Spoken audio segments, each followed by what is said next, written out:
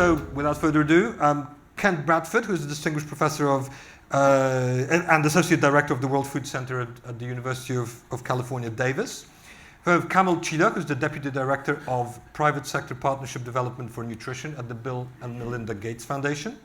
Robert McDougall, who is the head of enterprise public policy at the Vodafone Group, and Sonia Lowe, who is the chief executive of Crop One.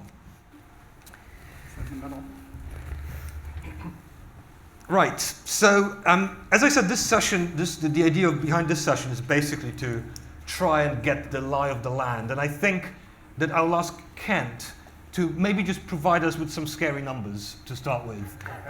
We all know that the challenge is great. Could you just tell us how great it is and how much more food we'll need to be producing, where, and so maybe regionally how, and by level of the country's development, what are the big headline numbers that we should all bear in mind as we discuss solutions later in the day? Okay, well, I appreciate the opportunity to be here and try to do that. I think Jan laid out some of the aspects already, but the key numbers are the population, the nutrition and food supply, and the climate, and all of those issues are converging, of course. We're now at about 7.5 billion people, and the projections are that there's not much we can do to stop that from getting to around 9 or 10. That is, the people are already born, whose children will take us to on the order of 9.5, 10 billion. And I think what people often don't think about is that number doesn't go down. In other words, that's a plateau. We're on the declining side of a sigmoid curve, but there's going to be 9+ billion people for a long time into the future to feed every day. So I think that's the thing. It's not a one-time thing. We increase productivity. It's productivity and sustainability into the long term. So I think that's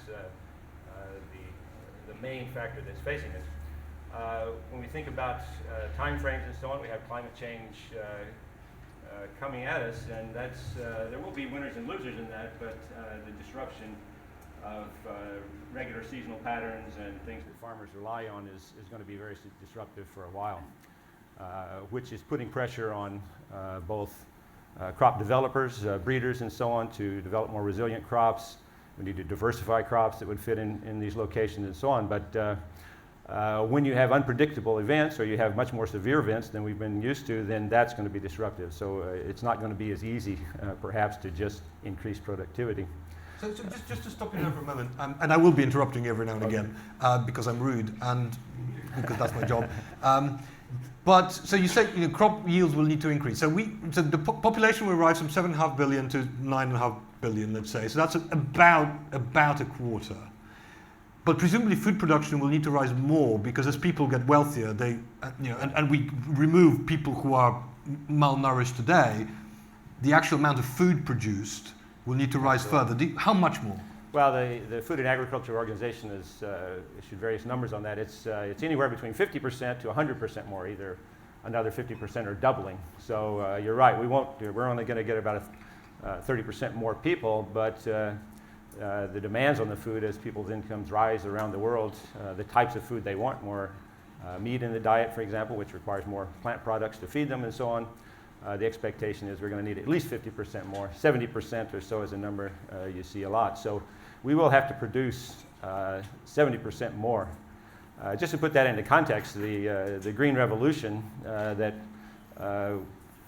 faced the same issue back when we had 3 billion people. We had 3 billion people on the earth in the early 1960s, about 1 billion of whom were poorly nourished and we were facing severe problems. But the creation of new varieties, fertilization, pest control, and so on enabled the crop productivity to more or less keep pace with that next 2 or 3 billion to where we are now.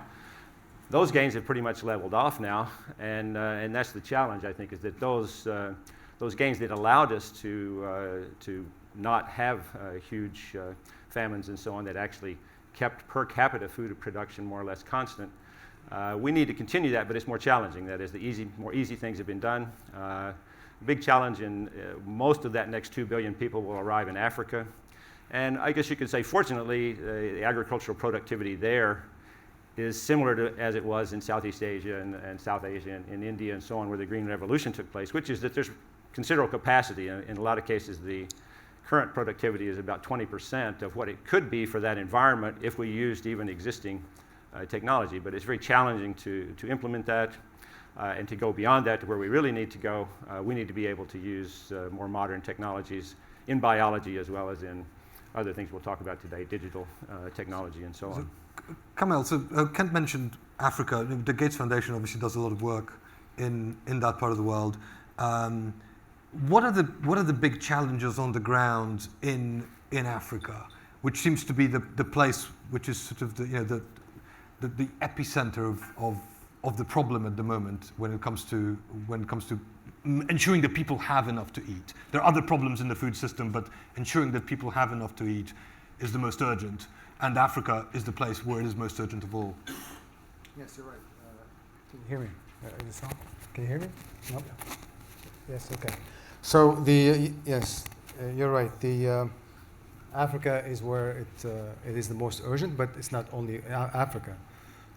We look at Sub-Saharan Africa and Southeast Asia, where the problem is. But for Africa specifically, the issue is not just people getting enough food to eat. It's also about the quality of the food they eat, right? If you talked about the double burden, right? The malnourished and the obese in the Western world, and in lower income markets, it's sometimes double and triple burden, right? The way we talk about it, at least for the program that I lead for the private sector partnerships, to explain the severity of the problem is by saying that a lot of these people and their children are filled, and even when they fill their stomachs, they're not fed. To really distinguish between being filled and being fed. And this is where the role of nutrition comes in, and the quality of the food is really important. So, to your point, as we increase production of food, we have to absolutely focus on making sure that we are increasing production the right way, so that we don't repeat the same, I don't want to call them mistakes, but oversights maybe that happened during the last revolution or green revolution. What were these? I mean, focus on carb-rich crops. I mean, rice, maize. I mean, these don't bring enough nutrients to lower-income populations. And you look at Africa specifically, with the increase of temperature and the worsening of the environment, the lower-income populations that we care about the most, and the smallholder farmers that are really the people that would suffer the most from any worsening of the environment, and especially the women that are, more than 50% of the smallholder farmers are women. Their crops, their yields could drop by 50% in Africa, up to 50%. So the impact is huge. So as we think about going after new crops, new seeds, more resistant, drought-resistant, pest-resistant, and even new genes, we have to absolutely focus on nutrition, because these populations, the low-income populations in the world, they're a huge part of the food system, and they're a huge part of the marketplace. The low-income populations across the world spend over $1.3 trillion a year on food and beverage. 1.3 trillion. This is World Bank data from 2010. It refers to what group of people? What sort of? Lower middle income countries. So lower middle income consumers. So your is that net? Is that as in sort of, because some of them are also producers, right? Yes, they're producers, but it's also a myth to think that lower income consumers only consume what they produce. They are, of course. they're absolutely active in the marketplace, and buying and spending money, real money on food and beverage. So the question has to become, and has to be absolutely on the agenda, to make sure that as we talk about addressing the problems of the future, from a crop availability, from agriculture development, and new solutions and new innovations to solve this problem, we absolutely need to focus on the quality of that of the food, the quality of nutrition. Nutrition density has to become absolutely embedded in what we talk about, because otherwise nutrition density, meaning that the versus a maize or a rice that has almost nothing. When we talk about proteins, absolutely we need to focus on proteins. But then, yes, more people are going to become more affluent. They're going to be looking for, the luxuries of that we all have, eating more red meat, and so to get them to eat less or not desire to eat that is going to be a little bit challenging. Tell them, oh, it's good for us, but it's not good for you. That's going to be a little bit challenging. Yeah, it's a bit patronizing. Yeah, exactly. We've had our fill of beef exactly, now, but sure, you can't have it. But you cannot have it, yeah. So good luck with that one. Which is immoral. I mean, personally, I think it's exactly. immoral. So we have to really be a little bit more pragmatic into how we are going to tackle this problem in a way that does not, that avoids us from repeating the same, let's not say mistakes, oversights. Because those are the problems. Now we sort of maybe move a little bit into solutions. Sonia, crop one, vertical farming, snazzy, feels like a sort of snazzy new technology. We wrote a big story about it just a few weeks ago in The Economist. We even had a leader praising the idea. First of all, could you tell us a little bit what it is and how it works? And then maybe we can go into how it can help. Yes, he clearly hasn't seen our farm because it's extremely unglamorous. I didn't report the story. So vertical farming is essentially the stacked growing today of vegetables in an indoor controlled environment. And it's artificially lit, and the environmental factors are controlled, again, through artificial controls. And it's an energy intensive business. 50 to 70% of the COGS associated with vertical farming are energy. It is relatively low labor, so most vertical farms use about 1/7 of the labor of conventional farming. It's extremely effective in terms of land density. So our farm in Boston, which was intended to be our pilot farm, is 43,000 square feet, so approximately a US acre. And out of that farm today, only about half of it is growing capacity. And out of that growing capacity, we produce 400 acres worth of food. So our ratio is somewhere between 1 to 700, 1 to 800. So extremely effective use of land. Water use. Our water use in one of our grow units is 18,000 gallons of water a year. If you were to try to grow the equivalent amount in the field, you would require 46 million gallons of water. So we use 1/3000th, more or less, of the water required. And water, of course, is our most scarce resource on the planet. So many things weigh in favor of vertical farming as a permanent shift in agricultural infrastructure. Today, there are some big, heavy, hairy problems that the industry faces, namely energy intensity. The fact that the crop variety, which is a direct function of that energy intensity, is really a sort of premium first world crop selection, things like salads and strawberries. There are, Could you explain why it's a function of energy? Of energy, sure. So because in a vertical farm, if you're producing commercially, and not all vertical farms do produce commercially, right? Some of them have the stated intention to really be on an R&D trajectory to grow out the technology and to grow out the crop variety. The equation that you have to match is what is your cost of an electron, and what is the price that you can charge for the conversion of that electron into calories at the end of that process through photosynthesis. And today, that equation works commercially, more or less at around 12 cents a kilowatt hour, and that's US cents or Euro cents. It's all pretty much dollar, pound, euro parity, and what you can sell that crop for. That equation today works for leafy greens, so microgreens, spinaches, lettuces, kales, Swiss chard, and strawberries. And the technology, basically inside a vertical farm, you can grow anything. We have grown moringa trees. We've grown vanilla. We've grown, all sorts of other at-risk plants. We have grown rice.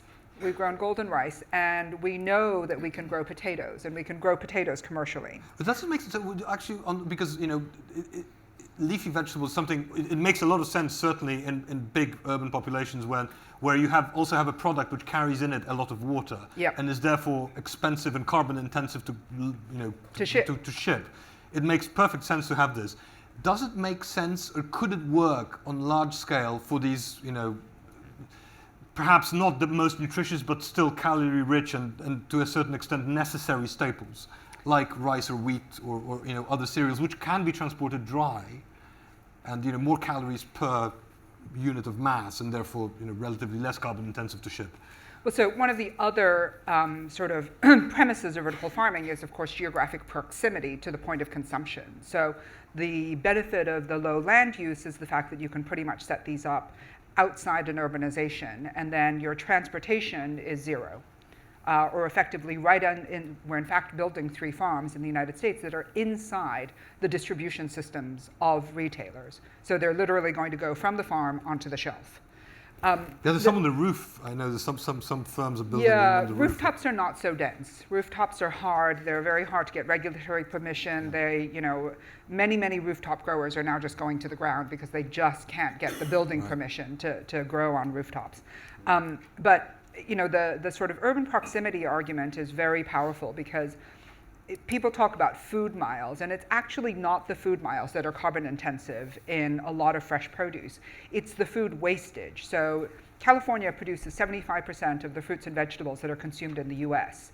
By the time you have a salad in New York, and I'm sorry to put you off your food here, it's about 3 weeks old. And for a retailer or a wholesaler who's actually selling that product, their returns and losses associated with that range from 22 to 32% today. So basically, they're paying 32 cents on the dollar to throw food away the minute it lands at their DC. That's terrible. And even worse, that in the US and other industrialized countries, we throw away 40% of the food that we grow. 40%. While 1 in 6 children goes hungry. So that 40% then turns into 25% of the methane that is generated by industrialized countries. So that is your big aha. And that is sort of the big promise of vertical farming.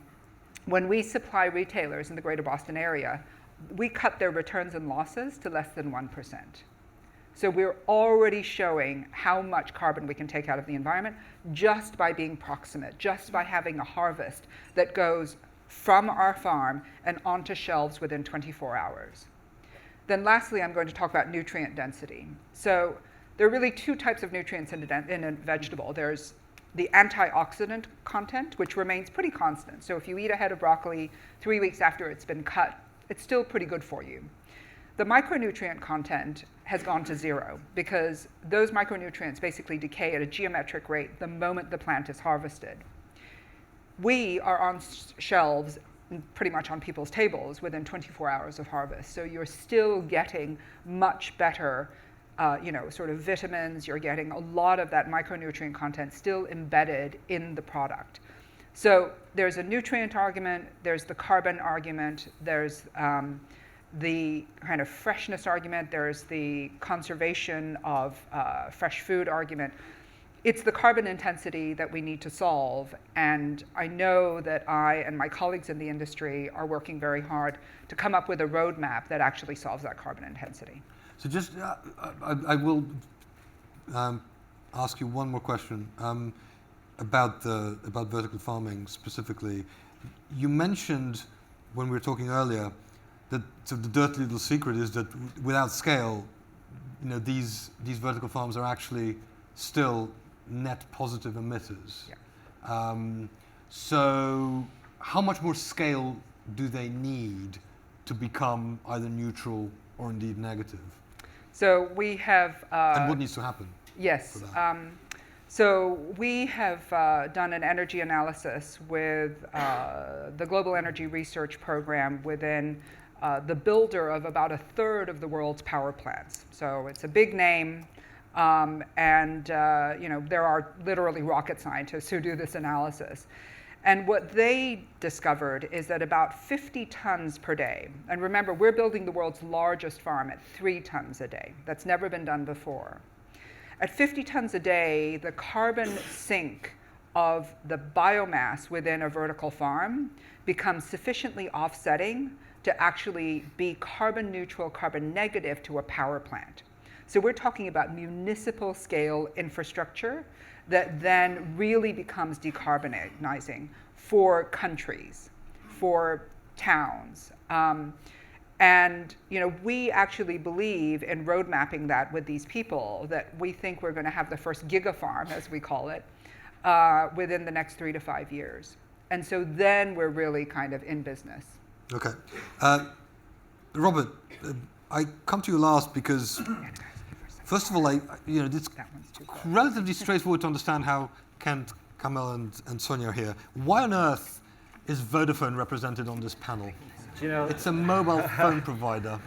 you know that's a great question, Jan, and the question that I was hoping you were going to ask, because actually in reality, Vodafone is a lot more than a company that provides mobile phone services to consumers. Agriculture is a really important market across many of the countries in which we operate, across Europe, Africa, and India, for example.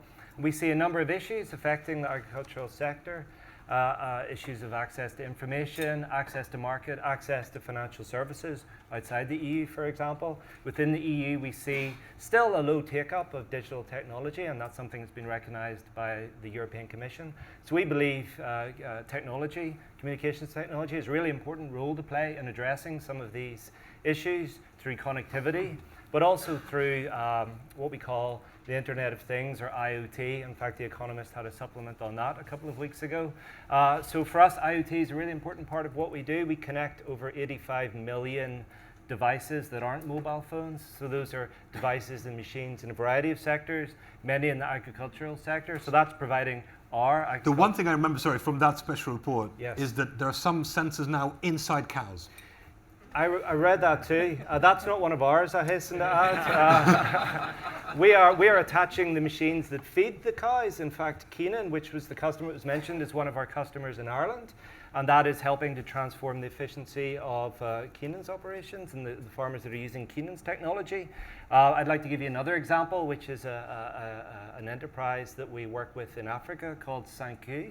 And they have actually developed a flour dosifier machine, which fortifies flour with key nutrients during the milling process. They currently connect, I think it's about 150 mills in East Africa, positively impacting over 1 million people. But actually for Sanku, it's all about achieving greater scale and efficiency. And by connecting those mills to our IoT platform, Sanku can get information on the level of nutrients, enables them to better manage their stock control and inventory, and it gives them greater supply chain performance. So that's central to them increasing their scale, so showing how technology can then enable operations to achieve greater productivity. So, Sonia, do you use this sort of technology? Absolutely. Would you hire Vodafone? We'll have to have a sidebar conversation.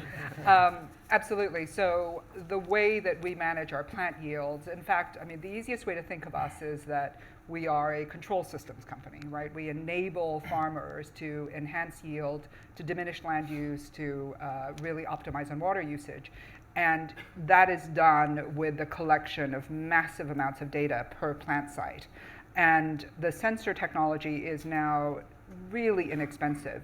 And then you have to write the control algorithms behind each plant variety. We grow 24 today. Commercially, we test probably 15 to 20 a week, and we have tested over 190.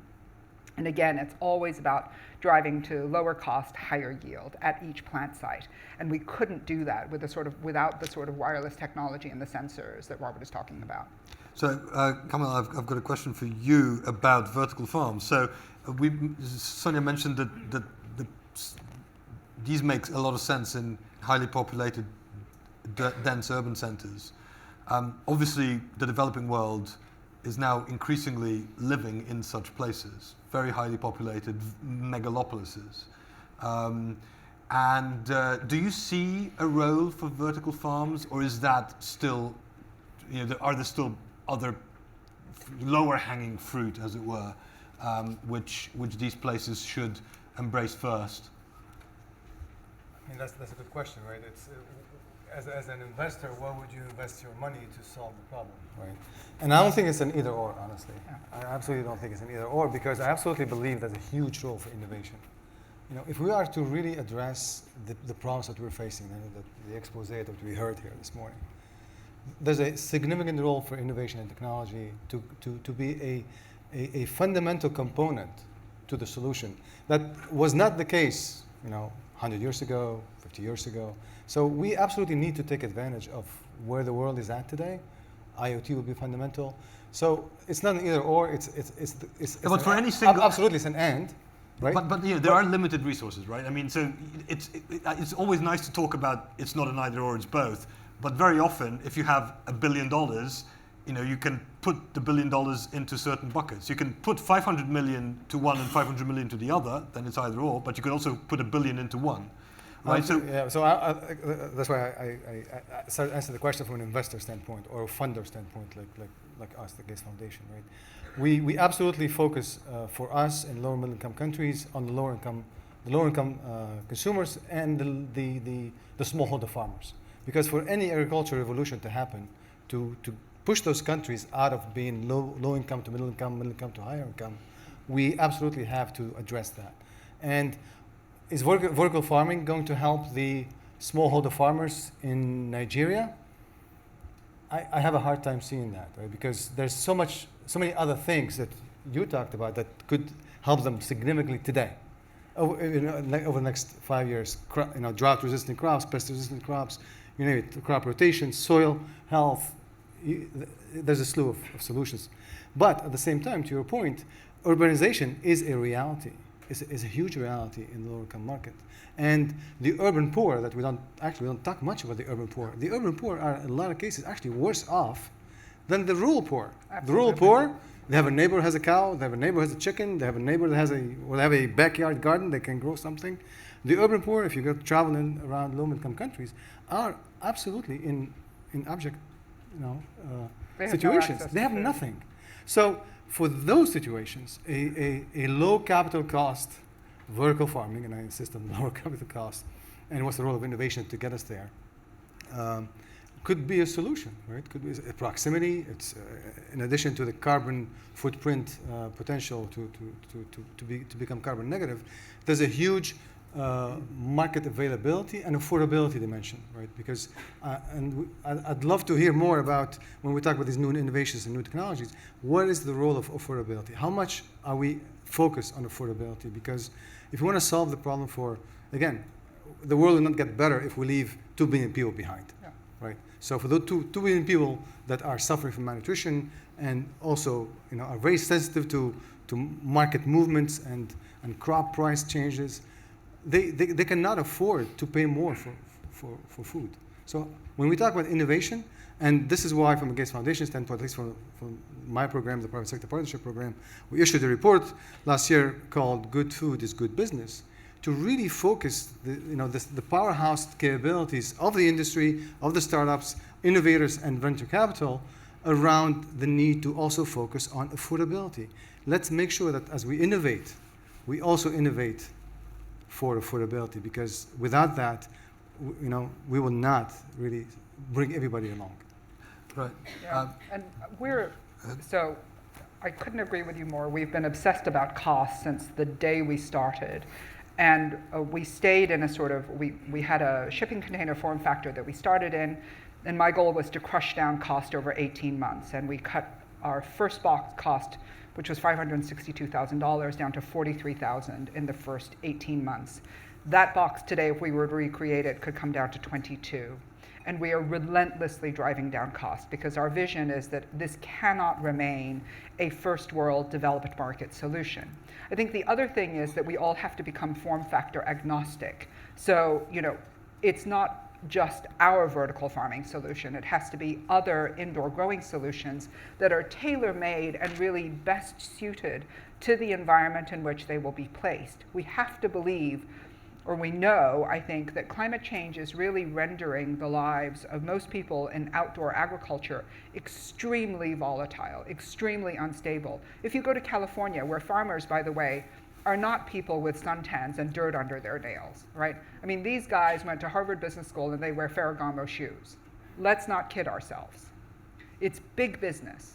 And even those guys are now saying, what you're doing is incredibly important because it smooths volatility for us. They are experiencing volatility, and they have the bank balances to be able to weather that, right? If you're in sub-Saharan Africa, and most of the people who are smallhold farmers in sub-Saharan Africa are female, and they are, it's the difference between eating or not eating. And for us, it is absolutely critical that we find the right form factor at the right cost with a nutritionally complete meal to be able to serve those people, as well as we take market share from the guys in the Ferragamo shoes. Thank you. Go ahead, Kent. And I wear Ferragamo shoes, so I should take that. I have nothing against Ferragamo, sorry. Just in case somebody reports that I'm like anti-Ferragamo. You're very pro Ferragamo. Kent. Well, this is all a very good discussion. I think it's, I'm from California. I have to represent that part that produces 50 to 75% of the fresh produce for the whole United States. And a lot of agricultural research as well. And does a lot of research on all of these issues. And we also have, as you're located in California as well, I mean, we have both the urban vertical farming type research going on. We have Silicon Valley there, and we have the most intensive agriculture in the world probably in California. It's not really contradictory. I think, as has been pointed out, this indoor agriculture will work very good, very close to markets, higher value crops, will serve a market, can be very important for nutrition and so on. I think it's important to do the numbers and see the scale. That is, you mentioned the big agronomic crops, wheat, corn, and rice, 70% of all the calories in the world. I don't see any way that's going to be done indoor. Yep. The electrons are free from the sun. In other words, agriculture is an enormous conversion of energy into food products. I don't see us getting away from that. But we probably need both. Half of the population of the world now is urban. On the other hand, those vertical farms are not going to feed those people out on the countryside. That is, it is not going to go reverse, I don't think. The other important thing that hasn't really been mentioned is in California, we are that productive with maybe 1% of our population actually on the farm. Yep. In the U.S. as a whole, it's about 2% of the people, of the actual farmers. If you have the whole food system, it goes up to maybe 10% or so, but actually producing farms. And there's about the 80-20 rule there, that 80% of the produce comes from maybe 20% of those farmers. So there is a real advantage to scale. There's an advantage to being able to put new technologies and so on. So I think that California is, what we are actually doing there is integrating both. That is, yes, we're subject to the vagaries of the climate. We're also applying these very highly technical approaches to make that farming very, very efficient. That is, we're using drip irrigation. We're feeding every plant just the nutrients it needs. We're using the digital monitoring to check that. If there's a plug in a line, we can find it, we can fix it. So we're trying to, I think you can think of California, Central Valley, as an enormous greenhouse. That is, it's a very unique situation. We need to keep those unique situations. That is the further urbanization of the best farming in the world, which, I mean, our biggest cities are located in our best farmland. Expanding the footprint of agriculture is the worst thing we could do for climate change. Every time we bring more land into productivity, enormous carbon cost into the atmosphere. And everywhere we do that is of most likely lower productivity land than what we have. So intensification of productivity on the land that's in production now is critical. And you mentioned the waste. I think we should point out that you mentioned the waste in the developed countries, 40% post-consumer. In the developing countries, 30% or so is lost between the farmer and the consumer. So we've invested all this effort, farming, labor, fertilizer, water, and everything. 30%, a third of it goes to waste before it even gets to the farmer because of the very difficult conditions there. It's very hot, it's humid. Crops, stored crops, particularly grains, absorb moisture. They get fungi. It makes aflatoxins. It's a really different situation than we're used to. Infrastructure is shoddy. Storage facilities are not up to scratch. Storage facilities are not up there. You have monsoons, very rainy. I mean, there's just a whole number of conditions that, in fact, we don't really encounter in the northern and further southern latitudes that are very unique there, and we really need to focus on those. We need to stop that loss of productivity that doesn't even reach the consumer. Robert, do you want to chip in? Yeah, I mean, it was something Sonia mentioned about reducing costs, and obviously we think, technology can help reduce costs, but I think there's another important issue, moving maybe away from the developed world to other parts of the world, which is access to finance and access to market, which I think is obviously a really important issue for farmers in the developing world. To just give the example, in Kenya, where actually we have an operating company, and we have a product called the Connected Farmer Platform, and that basically creates a marketplace to connect producers and purchasers, but it does more than that, and it actually provides value-added services such as credit. And actually, I think as of quite recently, there's 1 million farmers in Kenya that are connected to that platform. But also, perhaps, which is my point, 61,500 loans have been approved associated with that. So I think it's an example, maybe you might not initially think of technology providers working in that way, but they can work to provide a lot of value-added services. They're really key to productivity in these areas. I will. We have 10 minutes to go. I'd love to get some questions from the floor. Could you please? We should have a roving mic. We have a lady over there.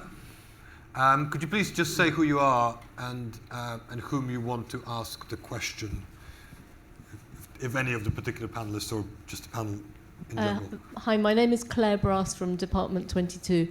I would like to ask a question to Sonia. It was a really, really fantastic talk. But just comparing to what Kamal was saying about the quality of food, how effective is this kind of technology against the kind of hunger that Kamal was talking about? So can I just, I'll take a couple because we don't have that much time. So somebody else, there's a lady up in front here. Thank you. Hi, my name is Arizona Muse. I'm a model and an activist and an environmentalist. I'm particularly interested in soil, and my question is for Sonia about soil, because vertical farming can include soil, often doesn't. Can you tell us about that? And also your role that you see vertical farming could potentially play in soil regeneration, because that's a big issue that degraded soils all over the world need to be regenerative, and regenerative agriculture offers that. Vertical farming perhaps can too, but I don't know. Will you answer that, please? And one more, maybe the gentleman or the lady next to. Hi, my name is Mariangela Ramirez. I'm a Global Challenges student at Brunel University of London. And my question goes to all the panel. So we speak about increasing food production. And this summer I spent a month in Zambia with my university. And one of the problems that farmers face is, where do they keep their produce? And the reason why they're so malnourished and so hungry, and the reason why they go to cash crops like maize or rice, is because they cannot keep fresh produce fresh. And it goes bad really easily. Therefore, I would like to ask, how do you tackle this problem? Okay, so hopefully we'll have some time for some more. Sonia, we'll start with you. So the question's about, could your technology provide the sort of nutritional needs that Kamel mentioned in the developing world? And the second question about what this means for soil. Absolutely. So on the nutrition side, we've just hired a lady named Dr. Jenna Bell, who is a renowned nutritionist in the US. Our goal is to grow a nutritionally complete meal. We are looking at plants. There are Asian aquatic plants which are edible that actually, when you boost the level of CO2 to that plant, you also dramatically increase the protein content. So there's a plant that we're testing right now that actually has higher protein levels than soybeans without all of the attendant phytoestrogen risks. So yes, we can produce, we know, a nutritionally relevant and very palatable meal. I actually sold my first company, and then I went and became a chef for a couple of years. So taste really matters, and I really believe that you can't feed people stuff that doesn't taste good, because then they won't care. Getting back to your earlier point about palate, and how do you fix a palate of people that are accustomed to eating sugar and carbs. On the soil regeneration issue, I think we are complementary. I actually sit on a board with one of the board directors of Patagonia, and the family behind Patagonia, of course, are really big into soil regeneration. And weirdly enough, they have two investment areas: vertical farming and soil regeneration, because we see that as going hand in hand. And really, another way to think about vertical farming is that it is about digitally distributed agriculture. And in the same way that solar has redistributed power, some of the centralization that Kent has mentioned, which is incredibly powerful because you have a huge incumbency, you have a very powerful installed base, that the application of technology and research can, really make a big machine move. The redistribution of agricultural assets with all of the sensor technology and all of the networking that goes with it then also gives you the proximity to urbanizations, but also give you all of these distributed data points that allow you to then complement where you're going to do soil regeneration and how you're going to do it. So we're actually talking to a big soil regeneration project in Canada about how we make complementary our technology and theirs. Well, actually, for both Kamal and Kent, I'd like you to tackle the second question, which is about keeping produce fresh in places which don't necessarily have the infrastructure. We sort of alluded to it a little bit earlier in the conversation, but I would love to get your thoughts. Okay, I can address that. We have a program funded by the U.S. Agency for International Development, USAID, at UC Davis, that specifically on horticultural crops, that most of those we think about do need to be maintained fresh. And they've developed some technologies that are very applicable in remote regions, such as air conditioners that are in fact set to become very simply controlled differently to make a little cool box that people can keep their things. We're so used to refrigeration, we don't realize how rare that is in most places. So refrigeration is the key for fresh produce. On the other hand, as I mentioned, a lot of the wastage in those areas is from the opposite problem. It's not dry enough. That is, we need. So in our produce system, we have what we call the cold chain. We harvest it, we cool it immediately, we keep it cold all the way to the consumer. Trying to do that in these countries, developing countries, is very critical. So we need that. But we also need a corresponding dry chain. That is, we need for the dry products, dry them and keep them dry because it's so humid and rainy in those conditions. And you can, in fact, dry many products that we've forgotten that raisins are dried, dried grapes, dried papayas, dried fruit. In other words, a lot of cases, instead of just allowing that produce to go to waste as a small farmer, if we put drying facilities, very simple solar drying and then packaging, in fact, then that produce can be kept as long as you want once it's dry and packaged. So it would be an alternative way for small farmers to maintain extend their products, is to actually dry it, package it, and then keep it, so that we're not so dependent on that fresh maintenance of cold. I'd like to add to that. Absolutely agree. I'd like to add to that the need to make sure that we keep ourselves very much aware of the reality of these farmers. Yes, at a principle level, absolutely. More capital investment into more affordable, more efficient refrigeration systems, better drying systems. The smallholder farmer, again, 50% about are women in lower middle income countries, get up in the morning and have to go take care of the kids, go in the field all day, come back.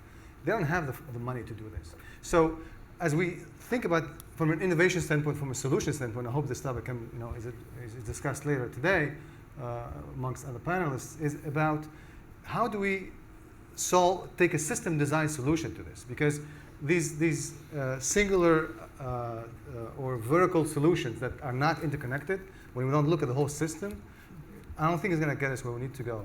The second point is to make sure, building on your point about access to finance, not just access to finance, but really this distributed benefit solutions that provide a benefit to a community. So to build on what you said, absolutely, cooling systems that are efficient and affordable for a community, right? Cooperatives. I mean, if you look at a lot of the Western agricultural systems, even in Europe, how it grew. The dairy cooperatives in Europe, I mean, that's what made Europe the king or queen of dairy in the world for many years. So let's not forget that community approach, that multi-sectorial approach, and the private sector has a huge role to play in that, and creating these ecosystems within the village, within the community, that really where everybody can benefit. So I have one. We only have 3 minutes to go, unfortunately. This has been a fascinating conversation. But I have one sort of big picture question, and that is about public attitudes towards intensification. So intensive agriculture has a terrible reputation, often for right reasons. Mm-hmm. But Kent, as you've outlined, we need more intensive agriculture if we are to feed the additional 2 billion people with the right sort of food. Is there a backlash, especially among people who would be sort of asked to fund it or provide a lot of the solutions in the rich world against intensification? Because there certainly is against factory farming, but it could be tarred, all intensification could be tarred with the same brush, including possibly vertical farming. I'm not sure whether you've faced any backlash from people who think it's, oh my God, let's call them, for want of a better word, sort of Luddite responses to non-organic foods. As my boss, former boss, the editor of the science section points out, all food is organic, chemically speaking. But is that a problem? Is that something that we have to contend with? I think it's an enormous problem because, in fact, intensification has this negative connotation, and and certainly it's very hard for a natural world to coexist with that. I appreciate that. But the ecologist tells us, Edward Wilson tells us that the best way to conserve biodiversity is to conserve the places that are most biodiverse. If we put agriculture where it's being used and not expand it into those very diverse regions, that's the best thing we can do. The other thing that I think we should say is that we do not have to follow the exact model of intensification that we went before. That is, you take urban areas now, we don't build telephone lines and poles. We have electronic, we have cell towers. In other words, we leapfrog entire technology. So when we talk about intensification now in new areas that have not gotten agriculture, we're not talking about the sort of same type of intensification we had before. We're going to go in now, or we should go in now, with these very precise approaches, irrigation approaches, fertilization approaches, and so on, that will be efficient from the start. So that we're, on the other hand, I don't think it's been mentioned that, I mentioned how few people are engaged in farming in the developed countries. On the other hand, in many developing countries, it's 80%, 60% of the people actively engaged in farming. So intensification that will have a consequence of fewer of those people will be engaged in farming. More urban people very likely intensifying these other issues, but it will be very difficult for those individual farmers at the end of the road to adopt these technologies that will make them successful. So I think we really have to think about the big issue. We have to think about how does the society absorb those individuals that will in fact be displaced probably by going for more intensive agriculture. That's the more bigger social problem. Sonia, do you want to just chip in on that? So, absolutely. I mean, we get confronted with people who have the romantic notion of, organic farming, people with dirt under their fingernails who have acres and acres of land. I think that is romantic, and I don't think that's how we're going to be able to feed the world. There are really three things in the plant science world that we're focused on, which I think is incredibly important to accomplish in order for intensification to meet the promise of feeding the planet. One is densification. So most plants don't actually like to touch other plants. And if you work on plants that like densification, it means that you're creating better and better density per square foot, per square meter. And that is incredibly important as agricultural land has increasing conflict with humans and animals, and also with slash and burn agriculture, as we've seen. The other thing is miniaturization is incredibly important. So conservation and miniaturization of plants where the fruit or the edible biomass is actually larger in comparison to the non-edible biomass. The third thing is the shortening of the juvenile cycle of the plant. So if a plant actually takes 7 years to grow, trying to figure out how to get it to grow to maturity in a year or two. And these are all things that are absolutely critical to be able to help the intensification, the reduction of land use for agriculture, rewilding, reforestation, because otherwise we're really running into a conflict point at so many levels. Right, unfortunately we have run out of time now. This has been an absolutely fascinating conversation. I hope that all of you can continue it by badgering the speakers outside during the coffee break. Please feel free to badger them. I'm going to speak in their name. But thank you, a warm round of applause for a fantastic panel.